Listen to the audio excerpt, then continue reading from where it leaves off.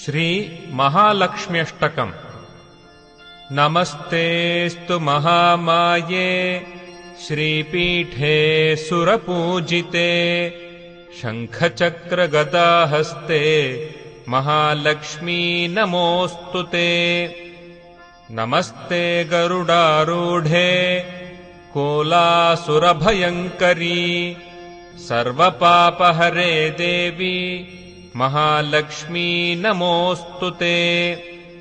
सर्वज्ञे सर्ववरदे सर्वदुष्टभयङ्करी सर्वदुःखहरे देवी महालक्ष्मी नमोऽस्तुते। सिद्धिबुद्धिप्रदे देवी भुक्तिमुक्तिप्रदायिनी मन्त्रमूर्ते सदा देवी महालक्ष्मी नमोऽस्तुते। आद्यन्तरहिते देवी आदिशक्तिमहेश्वरी योगज्ञे योगसम्भूते महालक्ष्मी नमोऽस्तुते। स्थूलसूक्ष्ममहारौद्रे महाशक्तिमहोदरे महापापहरे देवी महालक्ष्मी नमोऽस्तुते।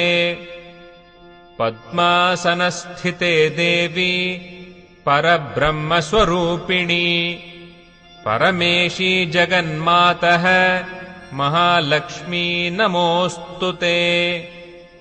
श्वेताम्बरधरे देवी नानालङ्कारभूषिते जगत्स्थिते जगन्मातः महालक्ष्मी नमोऽस्तुते।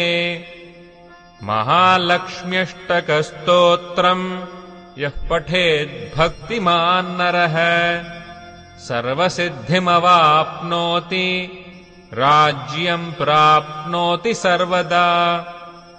एककाले पठेन्नित्यम् महापापविनाशनम् द्विकालम् यः पठेन्नित्यम् धनधान्यसमन्वितः त्रिकालम् यः पठेन्नित्यम् महाशत्रुविनाशनम् महालक्ष्मीर्भवेन्नित्यम् प्रसन्ना वरदा शुभा।